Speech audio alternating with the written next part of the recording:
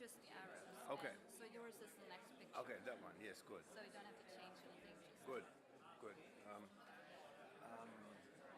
This little beauty here, I'll take when I sit down, no? Yes. Yeah, okay. Yes. So you can use this one. Yeah, So I'll put this on and... I think it's already on.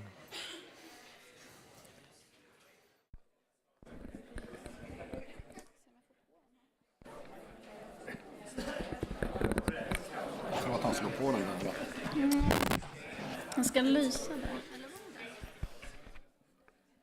Ska lysa rött. Okay, we need the video guy. Han var där alldeles nyss och tror jag slår på den, men... Har jag pajat den? Den är på. Testar.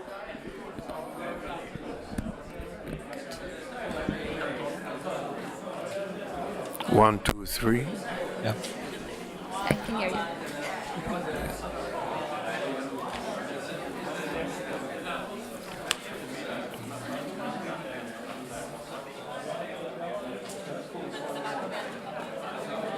Okay.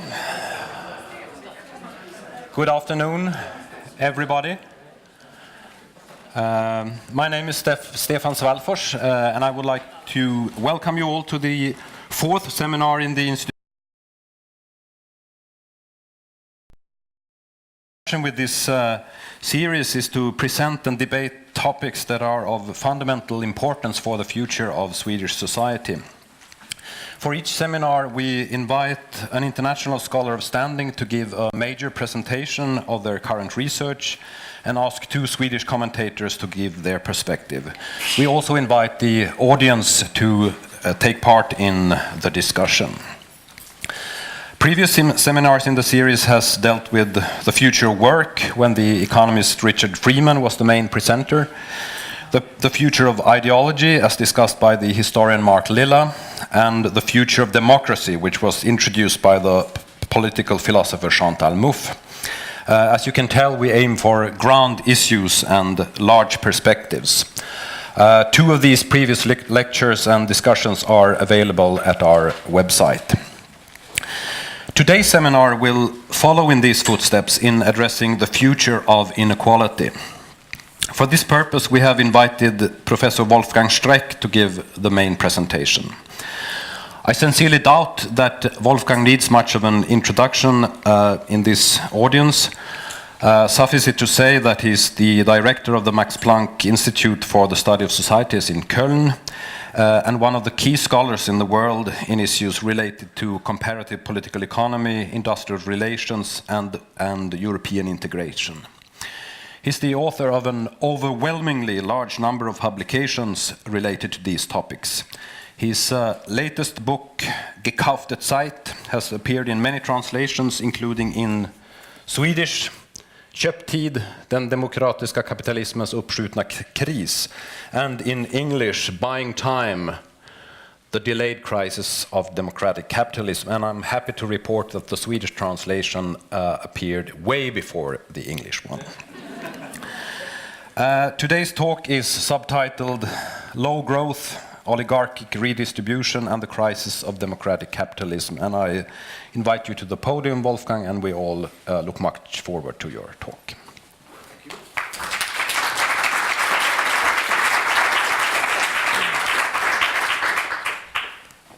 I will talk about a subject that is a little less in the public attention than the issues raised, for example, by the book by Thomas Piketty, who talks about income disparities between individuals within societies.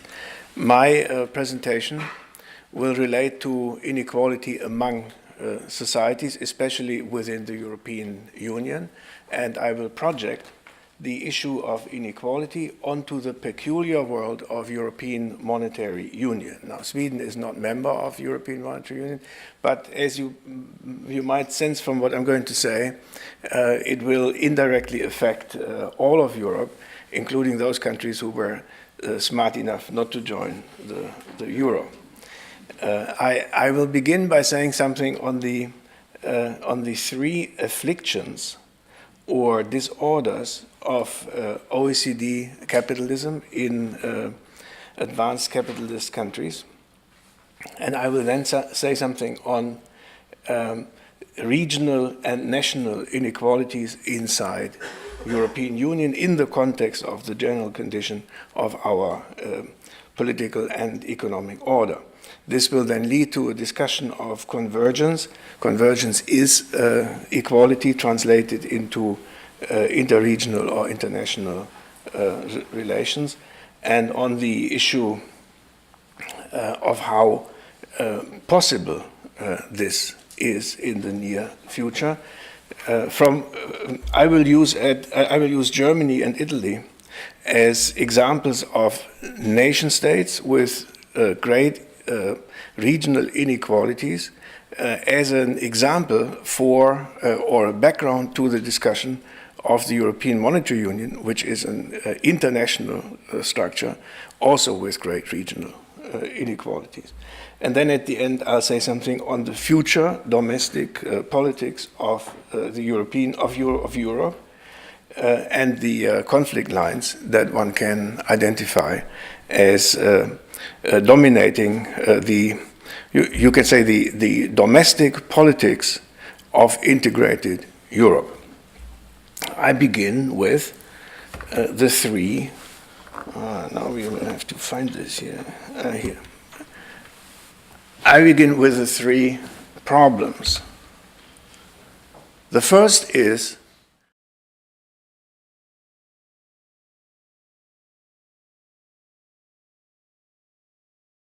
really of developed capitalist nations, not just individual nations. And I'm also very much given to looking at sequences, that is, historical trajectories, rather than just developments at one point in time. And what you see here is a relatively steady tendency, beginning actually the data in the mid-1970s, but it goes back a little bit more, beginning in the 1970s, of rising inequality, income inequality in OECD countries, basically in all of them. Sweden was a latecomer to this, but then a very forceful latecomer in recent years. All of them have developed basically in this way, and it is a steady development, by and large. This is trend number one. Number two is a relatively steady decline in growth rates from the 1970s. The last peak in these are 5-year sliding averages for the major OECD countries, 20 of them. The last peak of the curve in the by the end 1990s is already the period of financialization, and now even the champions of financialization doubt that this was real growth. But from then on, we're seeing a steep decline in average growth rates. Thirdly, at the same time and parallel to rising inequality and declining growth, we observe an almost steady increase in public debt in the OECD countries. This too is an astonishingly uniform trend and a steady line from the 1970s onwards to today.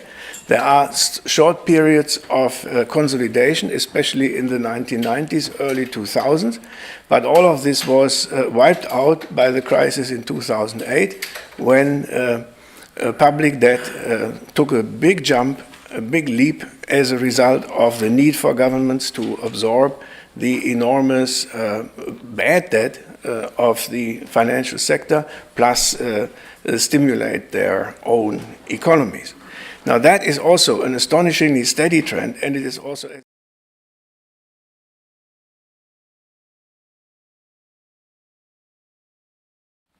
here in the United States, you can see something that is particularly disturbing with respect to the leveraging of these economies. Basically, public debt is only a very small share of the general indebtedness of these countries. And that took on also for a long time. Both non-financial firms, households, and in particular, of course, the banking sector, were piling up debt. In the United States, the whole aggregate was about 4.5 times the gross domestic product in 1970, and now the gross domestic product. It has doubled over the period. Now, you see that there are moments when government debt goes down, but that is often simply compensated by increasing household debt or company debt. Basically, the line is straight, and Sweden is not much different. Through these cycles, as you see, general government debt declines. Here we have good data only from 1995. It declines in recent years because the government is consolidating public finances in a way that no other country does. But then at the same time you see that the debt of private households sort of compensates this. So basically the overall indebtedness rises. Now the interesting thing is if you look at these three trends together, and they are very stable, they are across the board, and they are in parallel. Then interestingly, while one would expect that growing debt would somehow fuel growth, the opposite seems to be the case. It goes together with declining growth. Also, while one would think that increasing inequality following liberal or neoliberal policy doctrines, that increasing inequality would fuel growth because it rewards the efforts of investors, firms, and so on. The contrary is the case. Increasing inequality goes together with declining growth, goes together with growing indebtedness. In fact, one can think that these three trends might be related to each other. If the indebtedness of an economy exceeds a certain level, then people will be hesitant, both giving credit to households or firms, or these themselves will be hesitant taking up credit. In the same way as growing inequality may have a negative effect on growth simply as a result of the concentration of spending or of purchasing power in the hands of groups of society that do not consume but save or sit on the money, wait for better times, fall back on their liquidity preferences rather than increasing demand. So the suspicion would be that these three trends are somehow reinforcing each other, and that would be a very bad, really very bad outlook for the future. Now, on this background, I will now look at Europe and European Monetary Union and ask the question whether on this background it could be expected or what would have to be done in order to deal with the enormous regional inequalities or international inequalities in the system of European Monetary Union. Now, if one looks at one tongue-in-cheek sort of diagram prepared by an American bank on the heterogeneity of potential and actual monetary unions.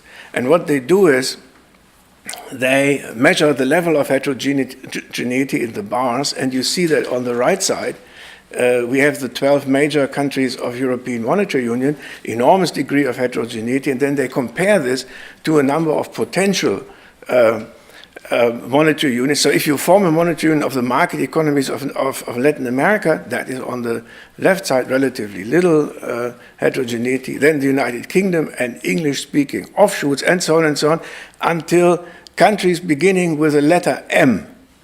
And even if you take those, the degree of heterogeneity among them is less than the heterogeneity inside European Monetary Union, indicating the enormous political problem that inequality raises there. For another comparison, if you compare average GDP per capita in the United States and in the member countries of European Monetary Union, and you use the coefficient of variation, then you see that the United States is basically stable at 0.15 or 16, whereas the coefficient of variation in European Monetary Union countries is at the present time 2 times as high, increasing since 2008. It was much higher before, but the difference is basically due to the fact that the average increased and the coefficient of variation is computed by dividing the variation over the average, and also due to the fact that very poor countries like Greece, Portugal caught up in the late 1990s. Now all of this is of course gone. This is just to show how different these countries are. And a final indicator, not just of difference, but also of the different competitiveness, is a recent calculation by the Morgan Stanley Bank of fair values of the national currency, if there was one, compared to the United States.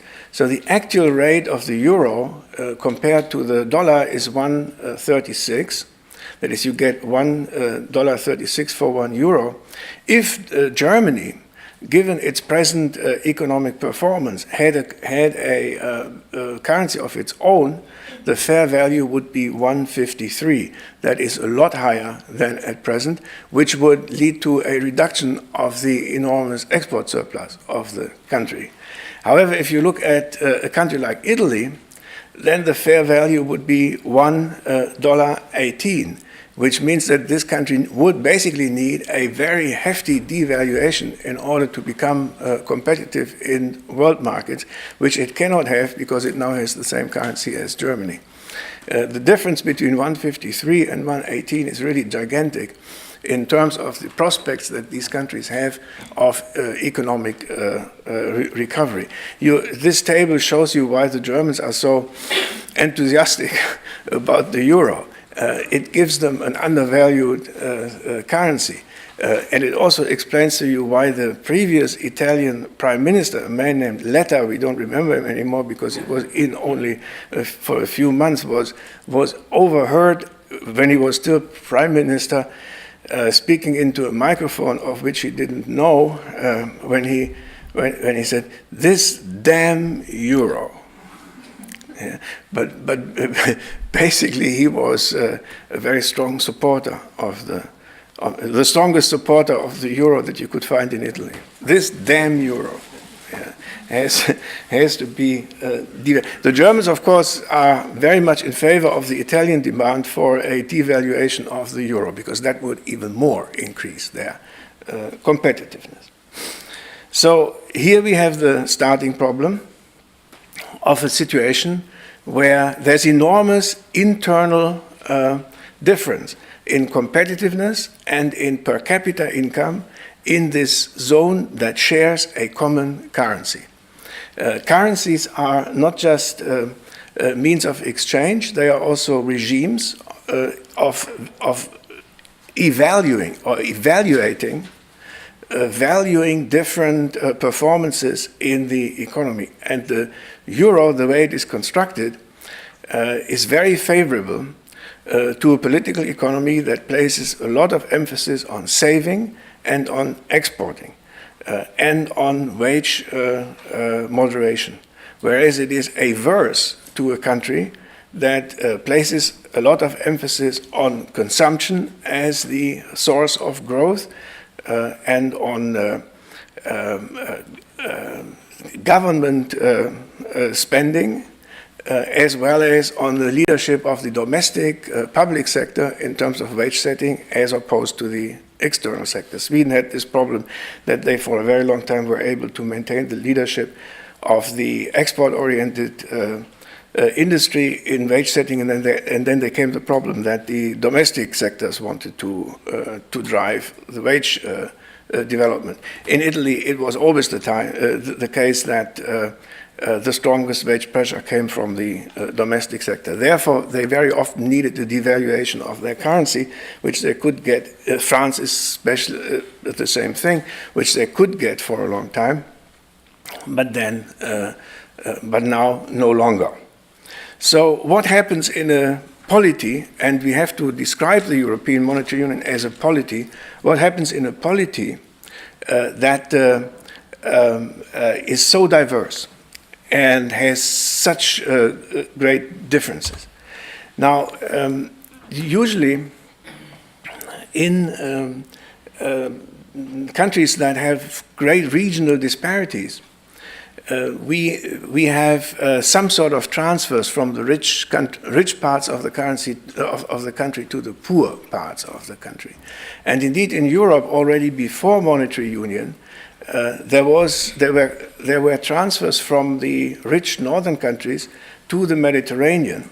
As you can see here, in the year 2000, 30 billion euros a year, which is not much, but compared to the general, which is not a little, but compared to the general economic capacity of Europe, it is also not much. And however, as these countries moved into monetary union, the amount of regional assistance, regional aid that the North was willing to furnish to the South basically remained constant. And the explanation is that at this time, Eastern Europe also entered the scene and was also in need of economic support. And you see the red curve as it goes up. This is Eastern Europe. So the Northern European countries increased their interregional transfers in order to do something about inequality. But for the Mediterranean, it meant basically stagnation. Now, interestingly, this was compensated for a while by the fact that as the Mediterranean countries joined European Monetary Union, their interest rates for government and private sector borrowing declined. They converged on the Northern European level. So basically what they did was they replaced fiscal transfers by taking up credit in the international financial markets. That worked until 2008, but not longer. Because in 2008, then the money was the inflowing money ended, as a result of which these economies collapsed. This was credit-dependent growth, and after the crisis of the financial system, it didn't work anymore. So what this shows is there are limits to the, at least at the present time, there are severe limits to what the Northern Europeans have been doing and maybe will be doing in the future in order to narrow down these regional imbalances and disparities. Now, it is tricky anyway to know and politically to manage interregional transfers, especially between nation states, but also within nation states. And in order to make clear how this looks like, we were able to get data on Italy. The blue curve, Italy is a country that is basically divided in two parts, the prosperous north and the very poor south. Now, after the Second World War, our data begin in 1951. The income disparity, that is the per capita income gap between the North and the South, was between 50 and 55%. That is, in the South, basically GDP was half the size of the North. The gap declined during the growth period until the 1970s steadily to something around 35%. That was in the period in which generally in Europe economic growth was high. Remember my introductory remarks on the growth prospects for the future. Then the extent of regional disparities increased. back to a level of roughly 45% in the mid-1990s. At the same time, the north of Italy basically transferred roughly between 4 and 5% of gross domestic product every year into the south as a means of lowering the extent of inequality. Now, this is quite a lot of money, but as you see, it may also have helped somewhat in this period, but still the disparities are enormous. What it politically did was that in the 1990s in Italy, in the north of Italy, there was a party called the Lega Nord, which basically is secessionist, and its main concern is no longer to transfer money to the south. So this amount of interregional transfers was about to break up the unity of the Italian state. And that actually is the most pressing concern even today in Italian politics. The thing that would help is economic growth, but as I said, it is not likely immediately to happen. That question, GDP of Italy or only Northern Italy? No, Italy as a whole. Yeah. And then, interestingly, in the 1990s, when the Lega Nord came up, the extent of interregional transfers declined. It is now much smaller than it was, below 4%. But the wage disparity also declined slightly in recent years, so that we are now back at 40%. Very difficult to read the relationship between cause and effect, especially apart from the political effect of this, which was extremely divisive. Now we have a natural experiment with the currency unions, which is Germany. And comparing to Germany, comparing to Italy, we now see the currency union begins in 1990, so we don't have the long series that the Italians have. In 1991, the income gap between East Germany and West Germany was roughly between 55 and 60%. And the amount of transfers was between 4 and 4.5%, basically something like the Italian level. Now then you see a slow decline, a rapid decline of the income gap in the years until the end of the 1990s, but from then on, it basically remains the same, goes down a little bit, whereas the amount of transfers first increases and then declines, and now again is on the increase. The consensus in Germany today is that this level of interregional transfers, roughly between 3 and 4%, will have to be maintained for the next 10 years at least, simply in order to prevent the East from falling further down. That is, prevent the income gap from increasing.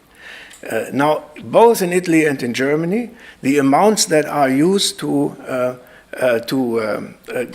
decrease inequality are much, much higher than what has been used in the European Union in the 1990s, by far higher compared to the gross domestic product.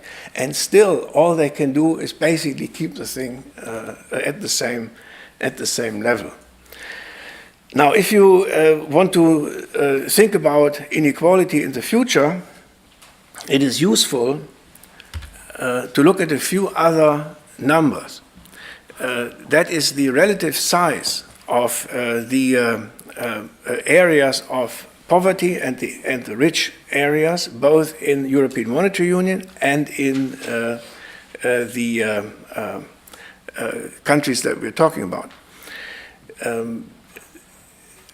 In this diagram, I use Germany, France, and the Netherlands as the countries in Europe that would have to pay for any substantial income transfer from the north to the south. The other countries are very small. So Belgium, Austria would be the next in line. They are already very small. Without France, the thing wouldn't work anyway, so France is still in, although at the present time, it's very unlikely to be able to do much in terms of redistribution. So it would have to be Germany, France, and the Netherlands. If one of them, and they are big enough for Italy to be no larger than 37% of their combined population. The income gap there is 20.5%. And then you can go through the list. Spain's population is smaller than that of Italy, but the income gap is larger. Greece is very small, but the income gap is considerable. 46%, just like southern Italy at the beginning of the post-war era. And you can add, for example, the 4 Mediterranean countries, 129 million people compared to the 163 million in Germany, France, and the Netherlands. And you see how big, what the dimensions are for a potential sort of anti-inequality policy in Europe. I have, in order to calculate the problem load for various constellations, I have simply added the income gap and the percentage of the population in the depressed areas, and that is the third column here. In West Germany, if you add the percentage of the East German population in Germany plus the income gap, you get an indicator, a figure of 52%. That's the German situation. Greece, compared to the 3 rich countries, 53. And then you go on, northern Italy, southern Italy versus northern Italy is already 94%. And if you take the entire Mediterranean, which is the crisis area today, compared to the 3 rich countries, then actually you have a problem load that is twice as high as in Germany, where it is already considerable in terms of German public finances. So what does that mean for the way in which the internal politics of United Europe and of the European Monetary Union is going to work? Let me, in order to be brief, simply present to you a sort of simplified scenario for what center and periphery in Europe will be talking about in coming years. Financial support will be absolutely necessary, required in order for the Union not to become ever more unequal. Remember the different levels of competitiveness. Now, at the same time, as countries send developmental aid to other countries, they want to have some sort of control over what they do with it, especially in countries where you have a history of clientelism, of all sorts of political problems, like Greece or Italy. The debate then will be over financial support versus political control. The center will try to minimize the amount that they will have to pay. Look at the negotiation strategies of the German government in the Council of Europe, and it will maximize the investment use of the transfers that go to the south. Investment meaning rather than consumption, infrastructure, increasing productivity, and these things. At the same time, the center will demand that in exchange for what they send to the south, they will have some influence over how they use these aids. The periphery, of course, will try to maximize the amount that they receive from the north, and they will have at least some sort of allowance, some sort of possibility for using part of it for consumption purposes, rather than just investment, or use it for the discretion of the political parties to build consensus for a pro-European policy, or even use it to maintain the state apparatus. in countries like Greece, where they have either been unable or unwilling to tax their population, at least the rich part of their population. And they will vote for national control. If you look at this diagram and you review the recent events in Europe, in the European Monetary Union, then you see a line of conflict, this time between states, not within states, on where the South will think that the money they get from the North is not enough, while the control that the North wants over their sovereign use of the money is excessive. And on the other hand, you will see that in the North, the question is that the South is asking for too much money, while at the same time not conceding us to actually watch what they are doing with it. Yeah. I would think that this sort of conflict can be enormously divisive. Within a country like Italy, it has already led to this sort of situation of beginning secession of the North, although one can say that Italy has been a country since for 150 years, with a joint football team that always beats the Germans when it matters. Whereas in Europe, the Dutch and the Greeks have nothing in common like this. They don't even have a joint football team. But they, how can one expect the Dutch to have more patience with the Greeks than the citizens of Lombardy have with the Sicilians? That is a really fundamental question for the cohesion of Europe. Interregional conflicts between regions of a nation state are difficult enough, but interregional conflicts between sovereign states in an association of sovereign states can be much worse. And if you look at the run-up to the last European elections, from a German perspective, something that you could observe in almost all of the countries that are having economic difficulties is that it was the Germans that were to blame for them.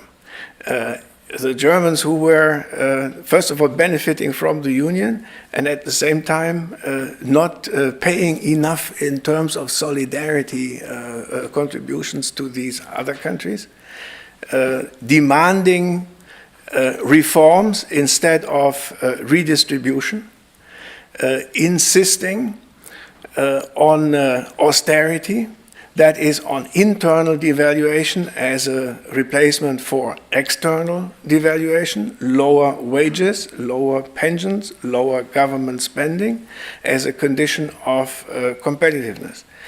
And whereas in Germany, not yet, but in the Netherlands already, this sense is building that there are peoples in Europe who are not pulling their weight and who are waiting for being helped by us, the others.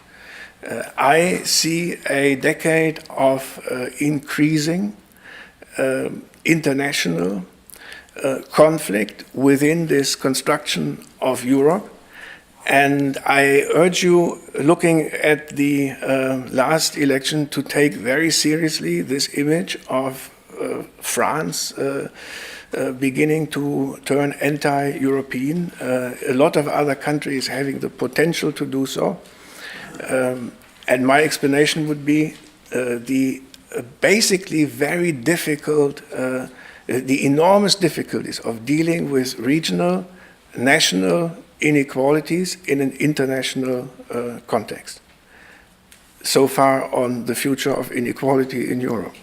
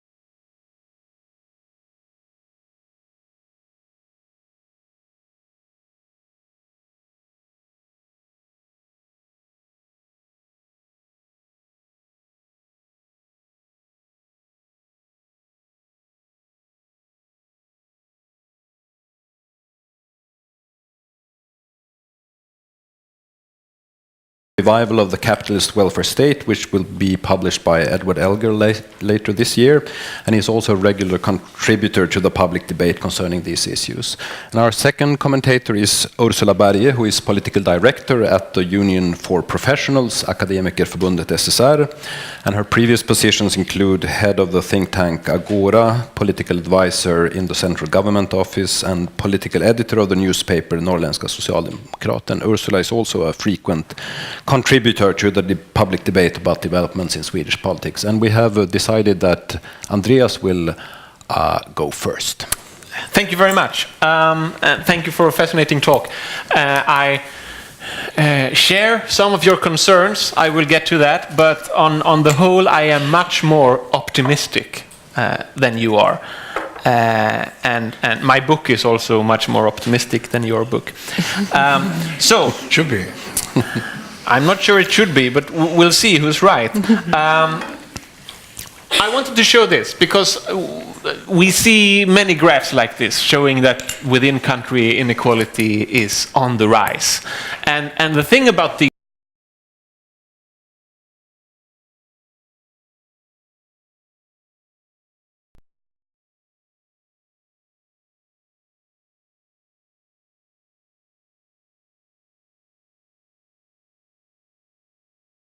long time back is really hard, but for Sweden I've managed to find research in the beginning of around 1800 when the Gini coefficient for the value of land was about 0.7, which is the worst countries in sub-Saharan Africa today.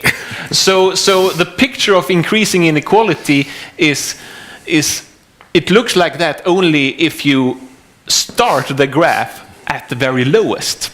And this is important to have when we discuss whether this is a problem or not. I am less worried about the level of inequality. I am a little bit worried about the reasons for the increase. And in general, I think you and many who discuss inequality should acknowledge the fact that if inequality increases because education pays off, effort pays off, work pays off, then that might be a good thing. It might be normatively good, but it may also be good for the economy as a whole. Whether this is an increase in Western Europe today, I'm not so sure, and that's why I'm worried. Your next picture, I will not bother go up and show it, but it basically showed, oh yes I will actually, it basically showed decreasing growth, okay? Again, I am less worried, and conveniently this graph stops in the middle of the economic crisis where it looks like we have reached what some depict to be nirvana, which is zero growth.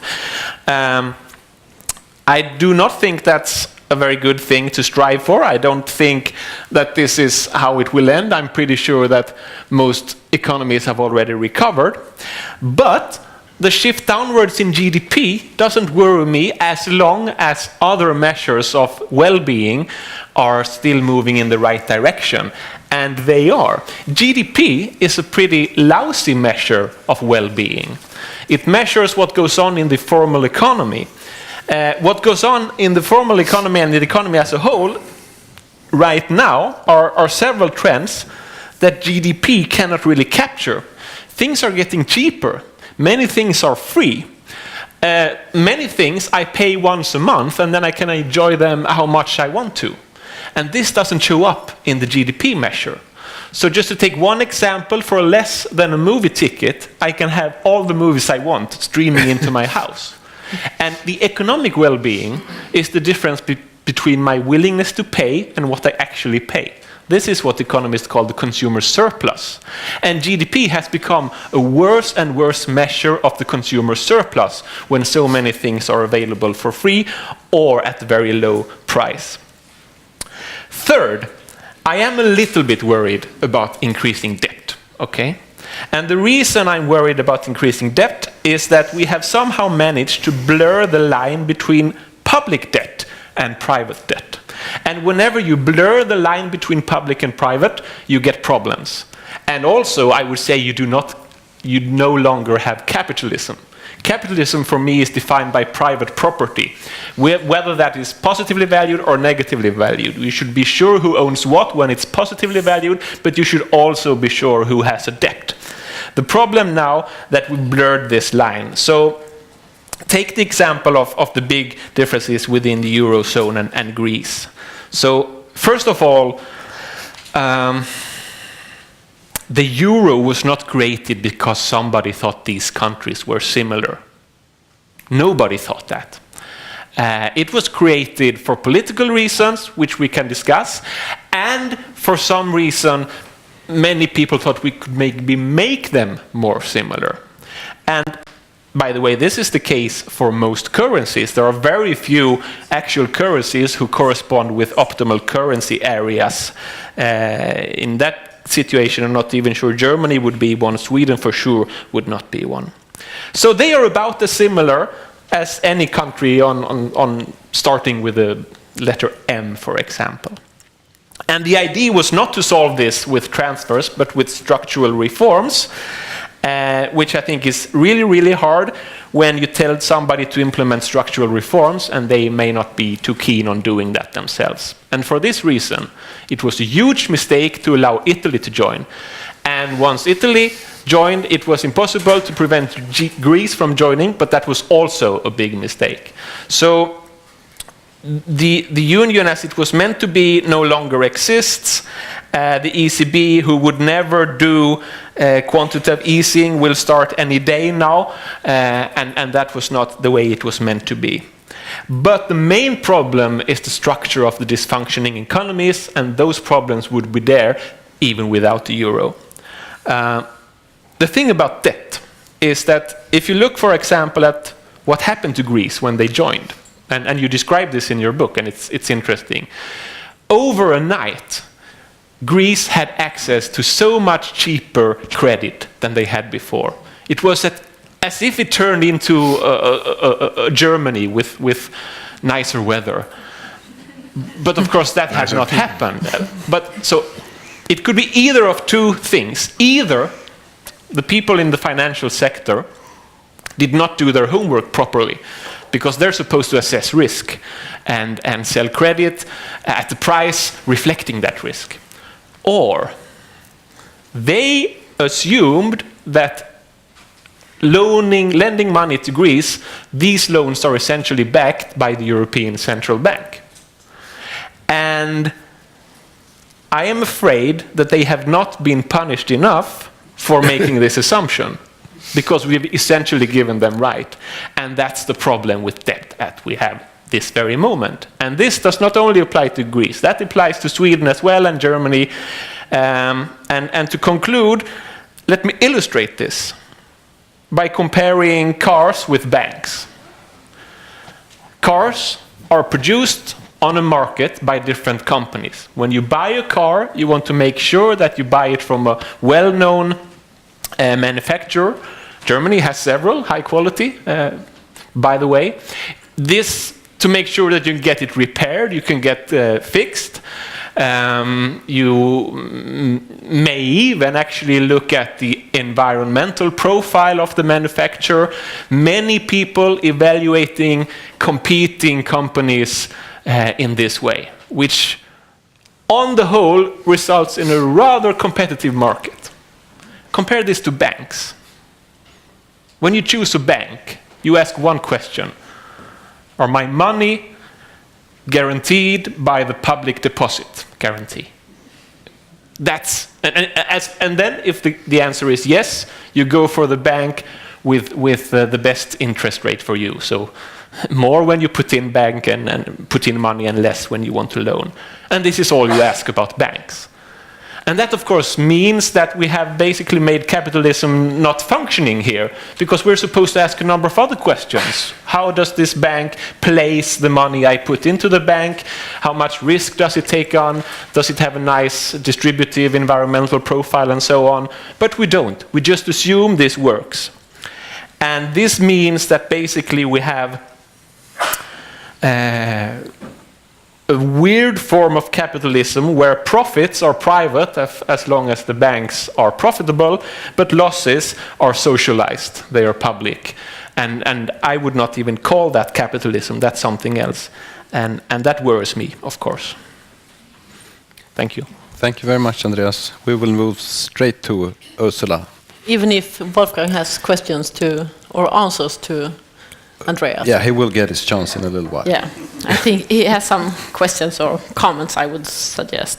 Thank you for the possibility to be here and to read Wolfgang's different titles here. It has been very interesting. I'm not an economic. I come from political science. I used to be a PhD student in political science, but now I have been working with politics in a more, what can I say, less theoretic way, so to speak. So what I first reflected on when I read this book and this article I got a hand on, I thought it was extremely interesting to combine economic theory with sociology and political science, and that is something very exclusive, I think, that Wolfgang is doing, because I seldom or rarely read that interdisciplinary studies, the way of interpreting the society and the economic today, and I think it's very refreshing and very interesting. So I will not have so many comments on the economic side of it, because I couldn't do it, and Andreas is doing that very nicely. So, but I would start by saying that I think sociology with this economic thorough interpretation is very, very interesting, and it's needed in the Swedish research today, and I think we need much more of that. I think it was very interesting to read the history, description of the history, because Wolfgang is starting in one of his articles to talk about that we handled this democratic capitalism and the crisis of the democratic capitalism during the 70s with inflation, during the 80s with public deficits, during the 90s and until 2008 with private indebtedness, and since 2008 it had been socializing bad loans. This is so interesting because it describes how democratic capitalism are handled with different types of methods that all have their problems, so to speak. So my first comment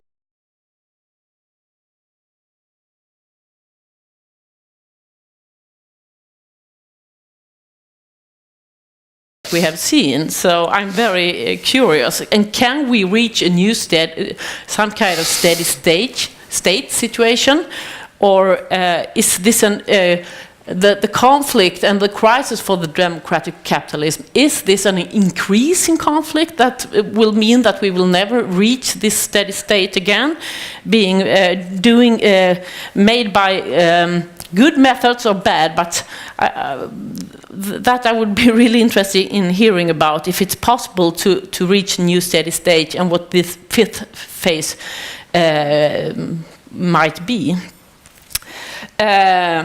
Then there are three interesting actors, I would say, that we could discuss to understand what has happened during the years. The democratic institutions and the fail for the democratic institutions during the years to have the power over redistribution. I think that is very interesting to discuss how the democratic institution can be revitalized. The second actor is, of course, the financial institutions and the increasing power they have, and during the decades when it comes to redistribution in different ways. And the third, that you just mentioned briefly, at least in the article, is what role can the social movement play? And these three actors, I think, are very interesting. And as a political scientist, former, I must say, I think that the revival of the democratic institutions has to be a very, very thorough discussions within the democratic debate as such. And you illustrated very, very thoroughly in your articles. And the conflict today, as you describe it, is the conflict between the democratic states and the debt-collecting agencies. And I think that's a very interesting conflict, that we have to have some kind of reasonable discussion of how to make that conflict more of a constructive relationship than it might be today. And then, of course, the strengthening of the nation state is something that you put forward in this book as a way of handling it. And as I understand it, it's in contrast to strengthening the EMU and the European Central Bank, I suppose. So I would be interested in a very thorough discussion about that. How can is there an interest in the revival of the democratic institution, or is there not? Because of course I'm interested in that, but is the financial system interested in that? Is the public opinion interested in that? Are the political parties interested in that? And how should it then be done? I think that is something that has to be discussed. The second actor was the financial institutions. And when it comes to them, you say in one article that there seems to be a real possibility of a new, if temporary, settlement of social conflict in advanced capitalism. And what you described is that the richer classes will have, in favor of the richer classes, now firmly entrenched in their politically unassailable stronghold, the international financial industry, meaning that the richer classes have control of the financial industry. So this is new steady state. That says something interesting about the financial institution, and the class analysis is very interesting there, what we can do about the financial institutions, and if we can find some kind of regulation of the financial sectors that is more sustainable, economically and socially, than the situation today. I think that would be very interesting. The third and the last agent, or the actor, is the social movement. And I think the importance of the social movement, and you write somewhere about the hope for the street resistance, and I would like you to comment on that. What's the role of the social movements as such? Do they carry the next steady state in any way? And one of the interesting social movements, at least I think, and at least here in Sweden, is the trade unions and the labor markets actors. And for example, in Sweden, the trade unions has not been object for the massive union busting in the 1980s, and we have a rather large quantity of the labor market that are members in the trade unions. So could the trade unions and the labor market be some kind of positive force in order to create a new era for the democracy and for the coming out of this crisis situation that we have been tumbling around in since the 1970s. So it was much more questions than answers, but thank you. Thank you very much, Ursula. Before giving the word back to Wolfgang, I want to first encourage everybody to start to think about what you would like to ask Wolfgang in a couple of minutes, and I also would like to throw yet another question at him.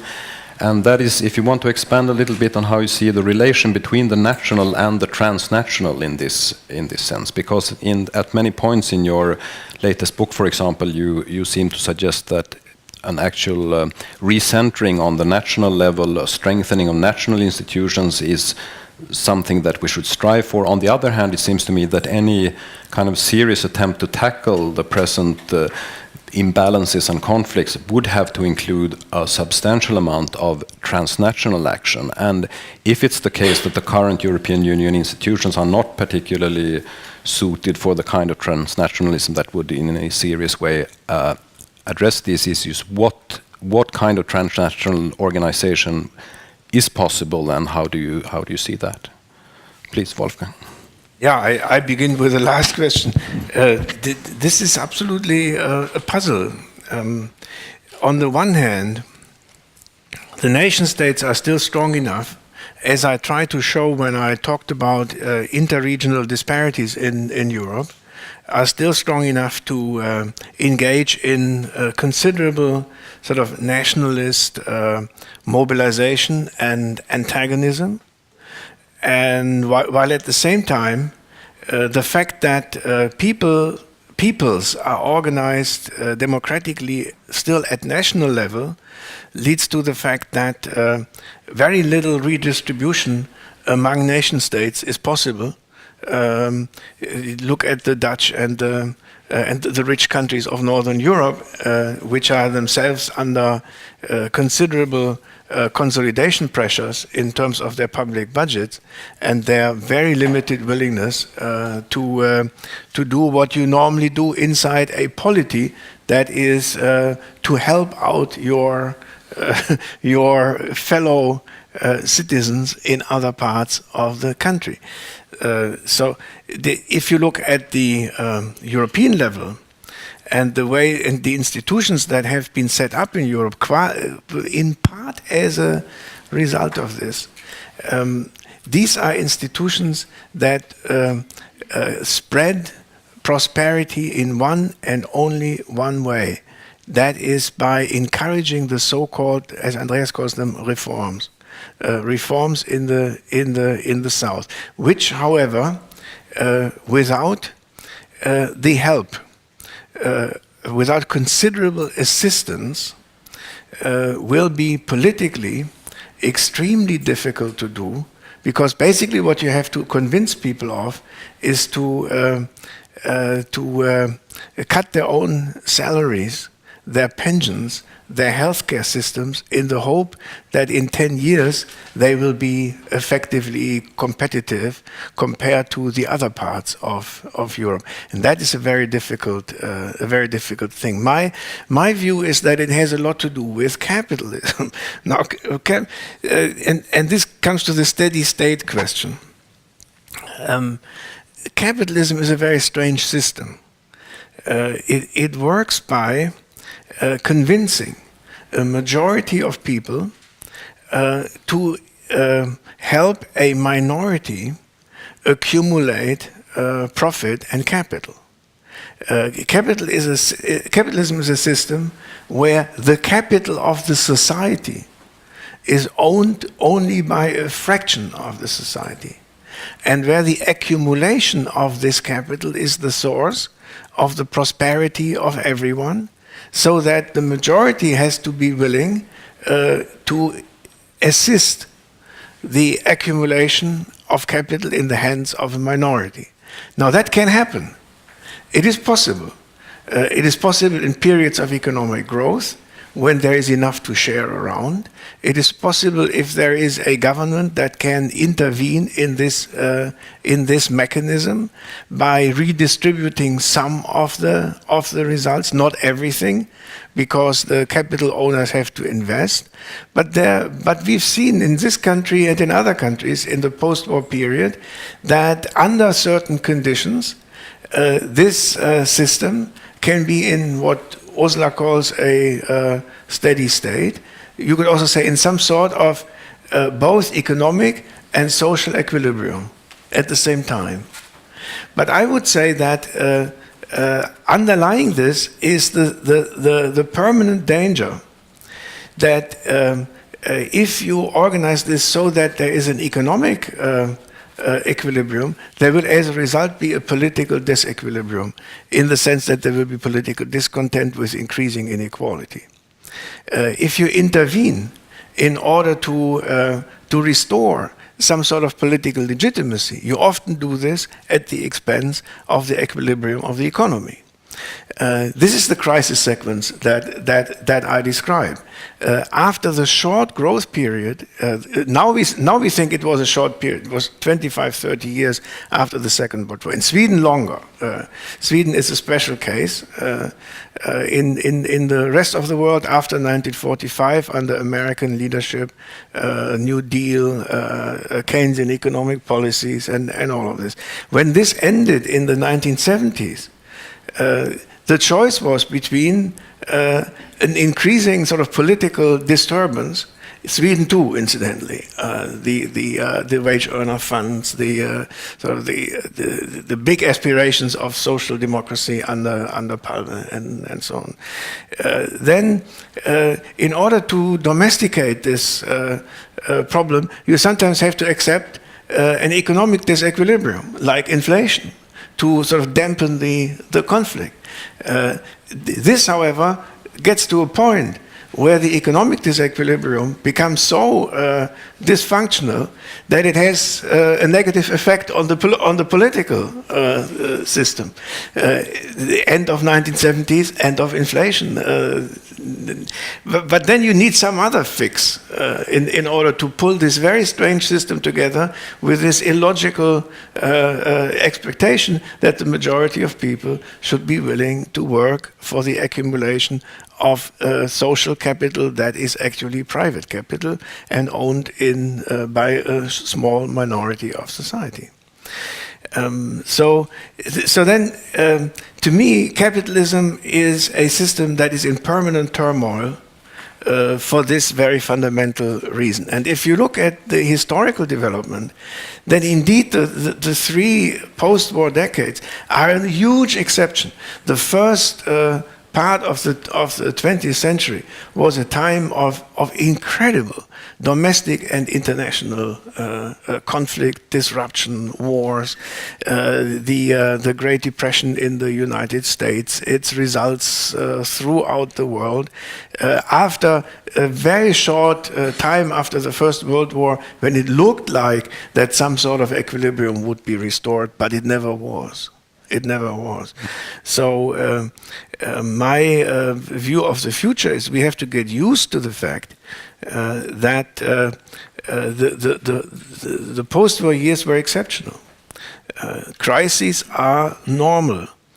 And there is no guarantee that the next crisis cannot be as bad as was the crisis in the early 1930s.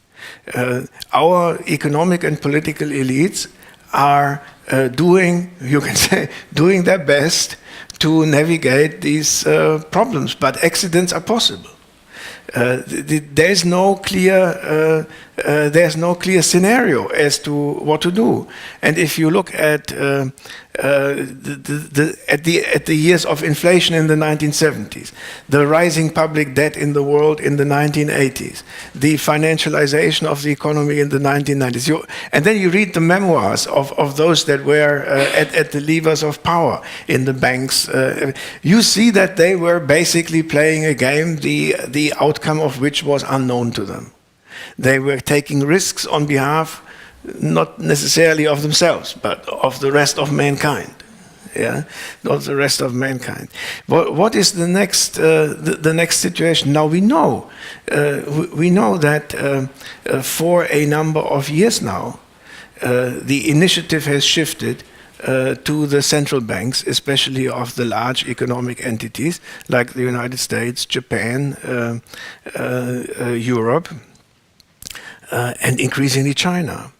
And especially if you read about China, you see that the development is not so much different from here. Debt is being piled upon debt. The local communities in China are apparently as much or more indebted than the local communities in Europe. And sometimes you read about this being a great risk to the stability of the Chinese economy. What are we seeing? In the last 4 or 5 years, the balance sheets of the central banks have tripled or quadrupled across the world. Now they are becoming the de facto governments. They are printing money like mad. As though there was no tomorrow. Now you can, that may work. There are theories that tell you that this will work. There are also theories that tell you, which is what I believe, that you can't do this forever. Like with these other fixes that we discussed. You can't have inflation forever. You can't have public debt forever. And I think you can't print money forever. Printing money means nothing else than piling up obligations for future performances. You have to do it. If you take up debt, that means that you promise to deliver something for the time of your loan. You have to do something. Now, it's not just your personal goodwill. The general conditions have to be right so that you can actually perform your loan. You can service your debt. Is that possible? Is that possible if the debt level for everyone increases all the time? I don't know. There has not been any precedent. What I do see is that this world becomes increasingly more unintelligible, even to those in the economic elites.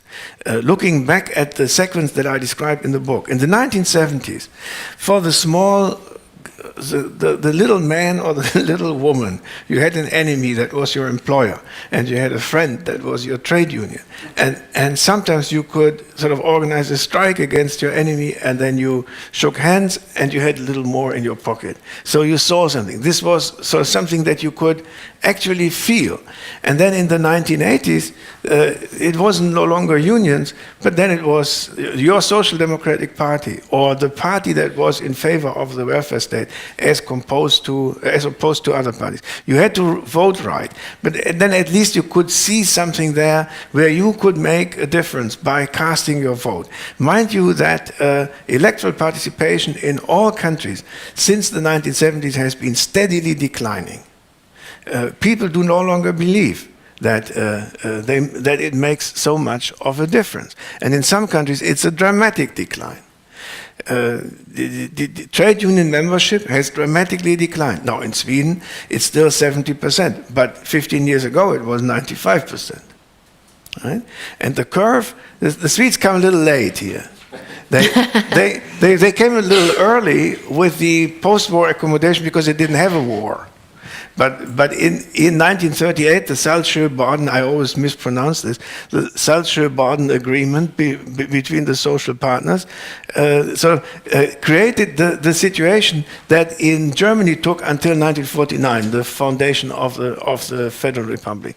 So you were used to something like social partnership between social enemies, so to speak, or adversaries, let's put it this way. Yeah, we had to learn that. But then there's a time when this ends, when the organizational capacities. There was a time in Sweden when the employers basically told the rest of the world that they were no longer willing to engage in this corporatist game. That was when the Social Democrats overdid it at the end of the 1970s and tried to tax away all the surplus profits, put them into wage earner funds, and buy up the Swedish economy on behalf of the working class. That was something that was really no longer capitalism, but the capitalists resented this idea. Yeah?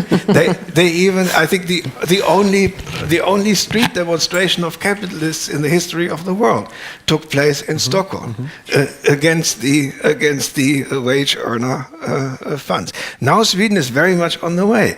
Inequality is shooting up. Private schools replacing public schools, the private pensions replacing public pensions. Astonishing how in a very short time this country catches up with the general development of OECD countries. Yeah. So here's my point, and maybe I was talking too long. Here's my point. The future that this institute is supposed to do research on, the future is basically unintelligible. It happens. But what we should know is that it is not a small thing, because it's really possible that disasters can happen. It's really possible. There's no guarantee whatsoever in the world that 1932, Great Depression, or whenever it was, 29, 32, would not repeat itself in different form. no reason to think that. Then, okay, I don't want to go into the details. Now, no, just one more thing, Andreas, and there I think we should be more less optimistic. I take this guy Larry Summers, who is the chief architect of everything. That's not giving everything. Of American economic policy, financialization. The German economists stand like this when Larry Summers speaks. So Larry Summers goes to the meeting of the World Bank, of the International Monetary Fund last year in November, and he gives a speech that you can see on YouTube. It is on what? On secular stagnation. Alvin Hansen's theory of secular stagnation comes back. He even says, guys, look, we have been lowering interest rates to basically 0%, not just after 2008, but already before 2008. Nothing happens. We're pushing on a string, nothing happens. It doesn't occur to him that possibly it could have something to do with the distribution of purchasing power. That's too much for him. Yeah? But at least he recognizes there is something there from which he concludes. Look, folks, and folks are really folks, the big ones sitting there. He says, the next 10 years, stagnation, bubbles will explode. We can no longer be sure that we can clean up after the bubbles. We believed that before 2008. Now we see we're not yet out of the doldrums. That's all from Larry Summers. And there I think this is the world in which, unfortunately, inside Europe, issues of inequality are being turned into issues of international conflict. And that reminds me in a very worrying way of the 1920s and 1930s. Okay, now I want to open the floor for questions and comments, and you have to speak into the microphone.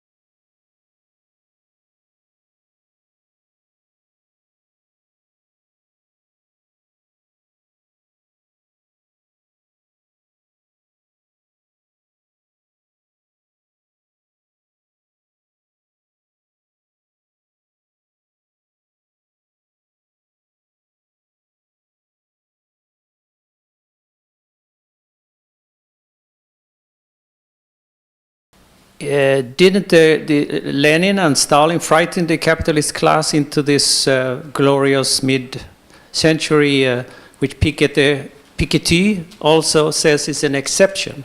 But you don't take up that thing. Maybe you can comment on that. Thank you. Okay, we'll take one question from Marcus Jenti and then back to Wolfgang.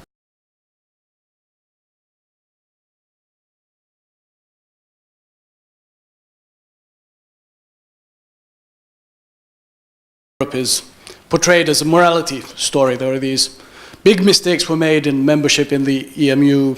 Then these southern Europeans who are deceitful, wasteful, and lazy went on a spending binge and kind of everything collapsed, and now the frugal northern Europeans are having to pay the bill. Now, this is how it's told. It could be told otherwise. It could be told in the way that Germany and France made a big mistake in admitting countries which were known to have cooked the public books as members. When France and Germany breached the deficit limits in the early 2000s, nobody dreamed of actually fining them for those breaches. And then when the crisis hit, it was the silly Northern European banks that lent a lot of money to the Southern Europeans, and they had to be rescued by all these transfers. Now, this is not the way it's normally told. And the telling of this story probably affects very much how these things are going to be resolved. So, in some sense, the question is, why is it that those Northern Europeans who are now smugly pointing out all of the mistakes being made are telling the story in a particular way? And do you think it would change the prospects for actually solving some of this mess if the essentially Northern European mistakes were being admitted? Wolfgang, please.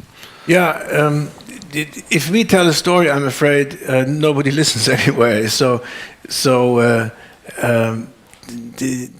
If I was to tell the story of this Mediterranean disaster, I would go back to the 1970s to begin with. And that was a time when the military dictatorships and the late fascist governments of Spain and Portugal broke apart. And when in Italy, the only force that ever promised to clean up Italian politics, the Communist Party, was in the ascendance under Enrico Berlinguer.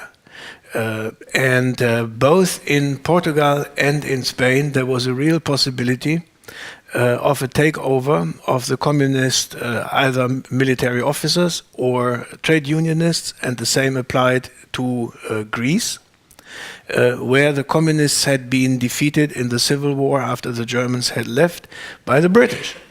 Who had intervened Yalta in Greece. What happened in the 1970s? For geopolitical reasons, it was clear that the North could not have a Mediterranean under the leadership of a Euro-communist Italian party. That was the thing. So in Italy, the emerging participation of the Partito Comunista in the government had to be squashed, and it was, accidentally or not, with the murder of Aldo Moro, finished. In the three other countries, European Union membership and NATO membership had to be used as a barrier against any attempt, and now speaking not just in political but in sociological terms, of a general reckoning with the feudal and sometimes feudal fascist militarist past of these countries. In all of these countries, civil wars had to be avoided at any price. And the price was an accommodation with the old political and social classes. In Greece, with the church. The church is not paying any taxes in Greece at all up to the present day. With the rich industrialists, especially the ship owners. The ship owners are not paying any taxes at all in Greece under a constitutional amendment that was passed in the late 1960s by the military dictatorship under Papadopoulos. And in early 1970s, Papadopoulos was made an honorary lifetime president of the Greek Ship Owners Association. Very, very logical. Yeah? And nothing of this was cleaned up after the end of the military dictatorship. What we, that is the North, did was we promised to the Mediterranean countries that if they join a social democratic development path, they would be able to become Western European prosperous democracies without first political, historical, or physical bloodshed in their own countries. And so came Felipe González, his Portuguese equivalent, name I've forgotten, and the double rule of the conservatives and the socialists, PASOK and Nea Demokratia in Greece. Yeah, in principle, very simple. The only thing was that the formula didn't work. It is not possible to develop a modern capitalism in a country where large sections of the country are still sort of in a feudal condition and governed by the old. A friend of mine was a secretary of state in the González government in Spain, and I asked him, why are you selling your automobile industry to the Americans and the Germans? You did have some. Yeah, he said, we need fresh money. The old money here in this country, basically what they do is they raise fighting bulls for the arenas. They are not in industrial. We don't have an industrial class of investors. We don't have them, so we have to import them. Yeah, but the question did not occur to them that it might have been useful to start a land reform that finally would end this sort of archaic structure of land property in Spain, and that would apply to Sicily, incidentally, and to other parts of the Mediterranean as well. Yeah. Now the story was this sort of promise that we can make it easy for you. Yeah, you join the common market, and then Erasmus and all of these wonderful programs, and you will have a middle class, and the middle class will be able to buy Audis from the Germans, and in exchange you will have peace and quiet, and slowly, the old classes will wither away, and new entrepreneurs will come, patriotic, and so. What happened was the old classes put their money into apartments in Chelsea. Yeah, or on the Fifth Avenue. They did not invest. They did not pay taxes. They used their political clout to avoid this. And then they came in the 1990s and so on. And then the question became, how can we sustain these countries? And it turned out that under the pressure of fiscal consolidation, the European Union was unable. European Union budget is basically 1% of the GDP of all European countries. And a tiny fraction of them went into Southern Europe. Compared to the 4 or 5% that go in Germany to East Germany, and it's nothing. Yeah? But they didn't have it. Where should they take it from? It's very hard to tell your own citizens that they have to pay higher taxes so that Onassis doesn't have to pay taxes. They don't understand this. They are too stupid for this, for this sort of higher political logic. Yeah? and so what happens? What happens is that it became, then you're talking about Greece joining the European monetary. It became an imperative that in order to keep this country going, they had to be in the European Monetary Union, because everybody knew these people may be stupid, but they're not so stupid. They knew that once they are in monetary union, this whole world of the, meanwhile, totally internationalized financial market would be open to the Greek government. And it would be able to replace the money that we no longer had for them. Why did Goldman Sachs and all these others give them money at 3%? because they didn't use due diligence, as the Americans say? No, they used very due diligence. They knew that the European Union would not be able to afford to let Greece go down the drain. So they knew, basically, just looking at Greece, you shouldn't give them a penny. But since the Germans and the French and the others, when it comes to the crunch, will pick up the tab, we can make a profit here like hell. And they also made a profit by fixing the books of the Greeks. Meanwhile, we know that the Greeks paid an enormous amount of money to Goldman Sachs in order for Goldman to come and cook their books so that they met the entrance conditions to the European Union. And the Greeks are still paying the fees for this. Yeah, don't tell me nobody knew this. When 3 years ago, the European Council appointed a new prime minister in Greece, right? The Papandreou had to go, and they had this guy, what was his name? Demos such and such. Demagogos, no, not demagogos, something else.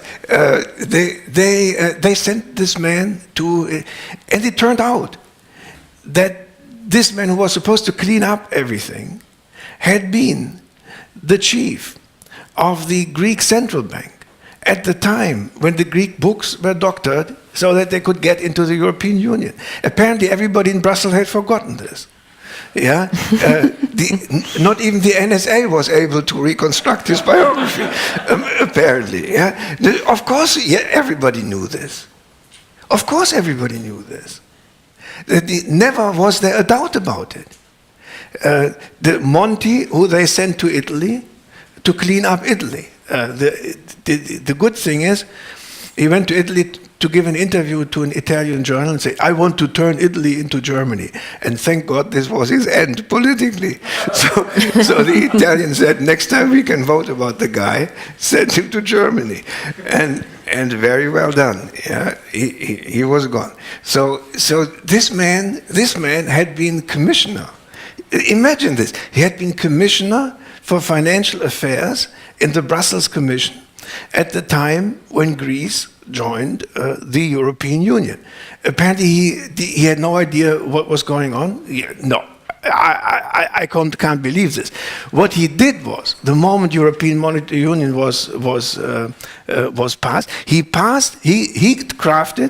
drafted and passed a directive which made it legal for European banks to use state papers, bonds, from any member country of the European Union for repo and other things as a sort of 100% solid counter, how do you say, corollary in loans.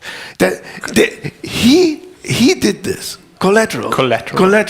He did this, and then, of course, everybody bought Greek papers because you could use them for all these transactions with the signature of Mario Monti, yeah, who they later sent to Italy to clean up the mess that he himself had created.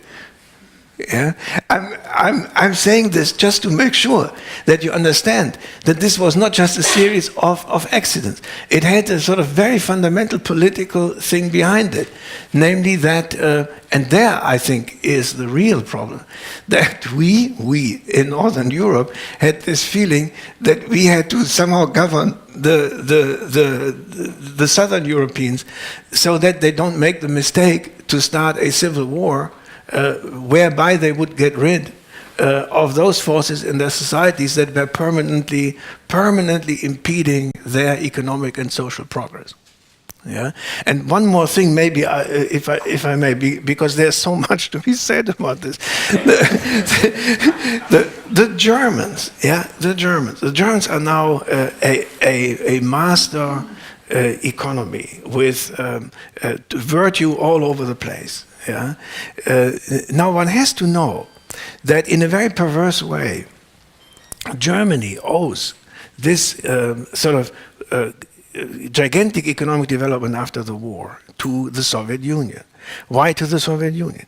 Well, the Soviet Union was smart enough to cut off the eastern part of our country and destroy the traditional class of the eastern landowners, who either had to run away or they died or whatever.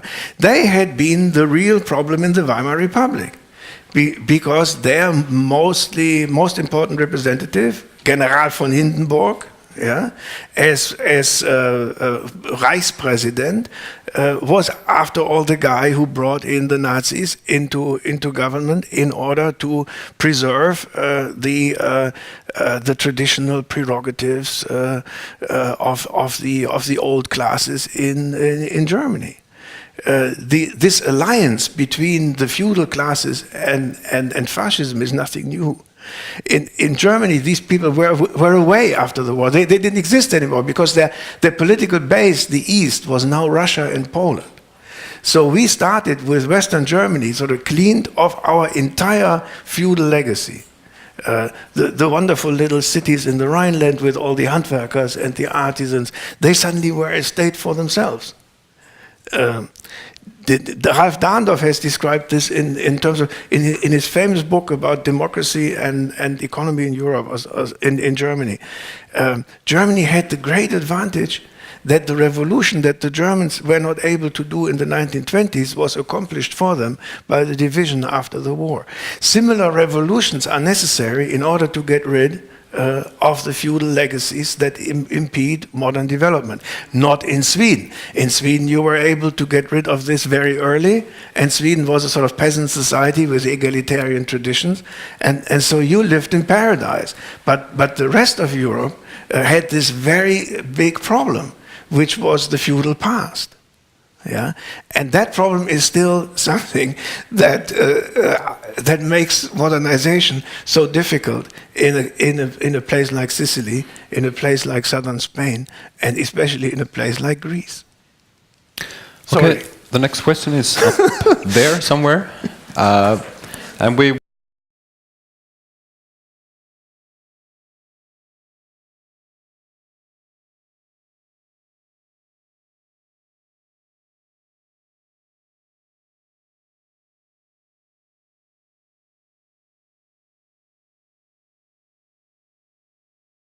To be re-democratized as compared to how they work now in the European Union?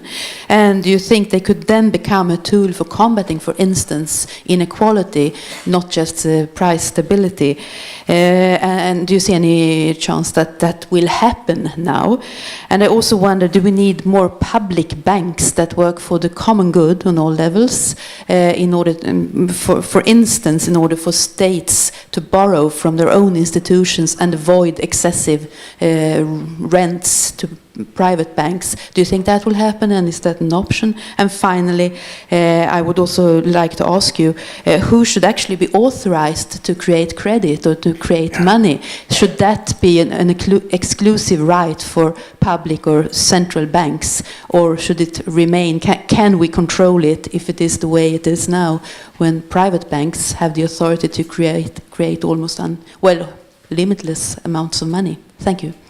Okay, before letting Wolfgang answer that, I would like to pass the word back onto the panel and start in the reverse order so that Ursula gets to say something if you want to. Okay, but I thought this question was so interesting, so I can't really focus. Yes, I shall try to. It was a dispute here between Andreas and Wolfgang about being pessimistic or optimistic, and I suppose I'm somewhere in between. Being a social democrat and believing in reforms as a way of changing the future and not just thinking that future happens, but that it can be influenced through political decisions. I wonder if is it possible to change the path? You described that Sweden is okay. You are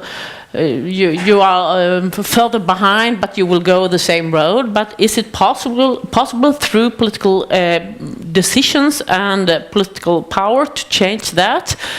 And if it's not, or if the future just happens, when does the revolution come? Well, Andreas? I've revised my commenting strategy slightly as I listen to you speak, because my question now is actually what are your priors? What do you expect? Is this in any way surprising to you that there is office politics, rent seeking, corruption, bad decision, and I could go on and on, but you seem to have the comparative advantage in that area, so I will not, because given what we know about the various difficulties humans have in organizing peaceful, prosperous, democratic societies, we are still talking about the most successful region ever on Earth, Europe, where life expectancy, democracy, wealth, even inequality today is much lower than United States, or for sure than the Latin America, Africa, former Russia. We were plagued by wars just a couple of decades ago. Countries that are now democratic and we expecting to make very elaborate decisions in their own national politics were dictatorships a couple of decades ago, and so on. So I'm thinking, what are the implications of all your pessimistic anecdotes about how things go wrong? They don't really rhyme with the actual development of Europe the way I have seen it. And we need, I believe, to adjust our expectations so that we do not only see the things that go wrong and the corruption and the bad things, but that we can actually learn from the very few things that are going in the right direction and try to make them better. And in this respect, I think you are not balanced. There is too much things that goes wrong, along with the expectation that they should go wrong. So there is very little to learn from why we're actually doing decent in Europe compared to all other countries in this world. And I think there are a number of reasons that we are actually doing decent. One of them is reforms, or as you say, reforms. That's what I hated about your book, that you always put reforms in quotation marks. And now as you speak, you say so-called reforms. These are, I believe, honest attempts to learn about when an economy is doing well and not so well. And I am completely with you that the optimal way of discovering this is for a country to do it on its own terms, which is what I think would have happened had Greece never been allowed to join. So I think the Marcus Jenti way of telling the story is so much better. About capitalism,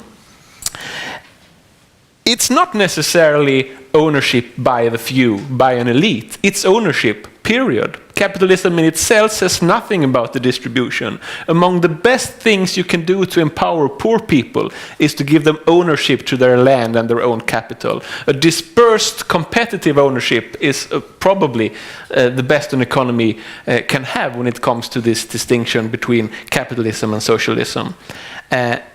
And in this respect, I also share your worries about the financial sector, because what has happened is essentially connecting to your very clever question. The central banks have put themselves when they can almost print money forever, because they have also allowed certain financial institutions to print money. And this is not the Mugabe way of printing money, but the smart Fed and ECB way of printing money, where you can do it as long as people keep using this money and do not expect better. So we should have better and higher expectations of the ECB rather than to resort to negative interest rates and what we see these days. Yeah.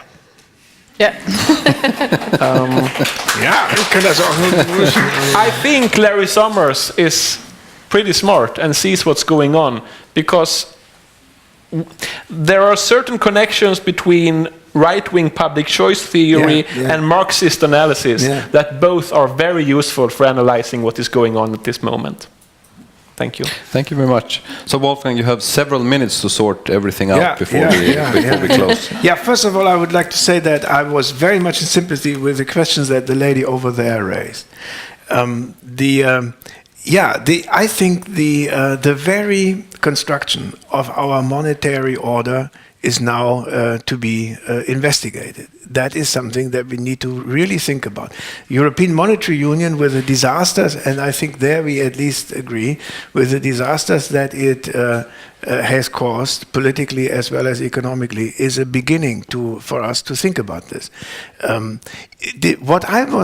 I've recently read about the history and the theory of money. What I was struck with, among other things, was how contested our monetary order always was. The interwar years were a time when lots of people had lots of exciting ideas about how to construct an acceptable monetary order. And Keynes himself, one has to say, almost like he's a godlike figure in this. Keynes himself had extremely original ideas about how to control money. He was in sympathy with the 100% money idea, that you should not have a fractional reserve system. He was even in sympathy with this idea of this guy Gesell, who had this model of money that loses its value over time, so that it circulates faster. So there are lots of ideas around, and I think there is a time to think about this. Can we democratize central banks? I'm afraid that central banks, interesting question, in the sense that it was only after the war that most central banks in the world became really public institutions.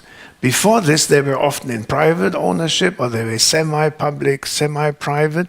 Then, in the 1980s, 1990s came a time when they all were, you could almost say, de facto re-privatized, in the sense that they became independent, quote unquote, which shielded them from distributive politics pressures, from electoral pressures, and then with the idea that they should run the money supply strictly along, like engineers. Engineers have a theory how to build a bridge, and that theory is proven right. And so this is why the central banks should be left alone, because they can execute a valid theory, and therefore everybody will benefit.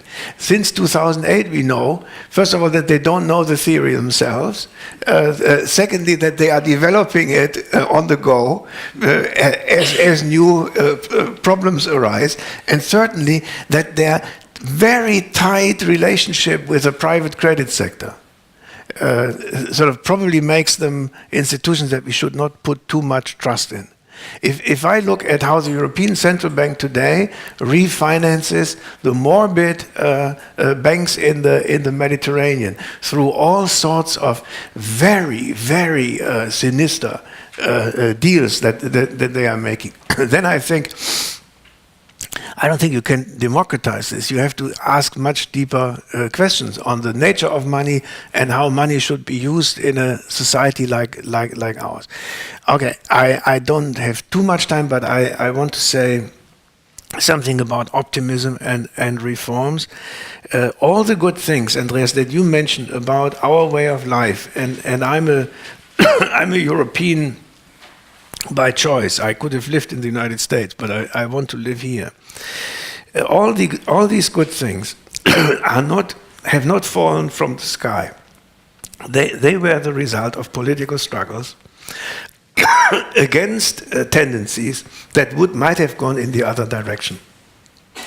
What I am afraid about is that these forces that have made it possible for you in Sweden to pull a society that was deeply in poverty and deeply in conflict in the 1920s and 1930s out of this swamp and make the society out of it that you are now. And that was political, it was political struggles, it was organization, it was public education.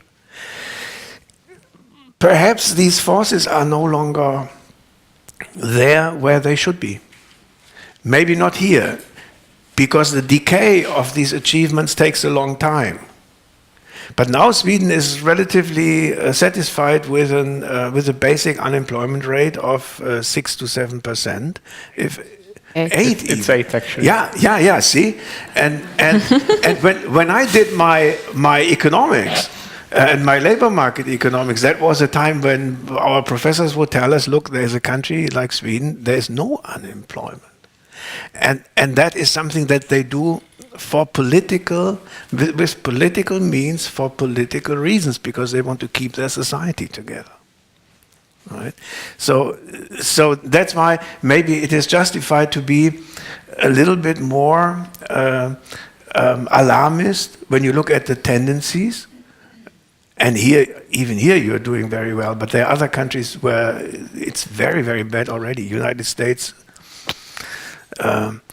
it's maybe justified to emphasize the trends more than the condition. That's what I'm doing. But I'm not in order to ridicule or minimize the things that we have achieved. And one must put it this way. I object to a language like, because we have capitalism, we all have increasing life experience, better food. No, because inside capitalism, there were citizens' movements, political forces that made it possible to use the potential of an innovation-oriented, growth-oriented society to be not just for the benefit of a few, but for the benefit of all. And it is that these forces we need to reorganize, encourage, ask for, and maybe, as I do, simply say, look, guys, it is possible that we lose these forces. Do something about it. Thank you very much. We will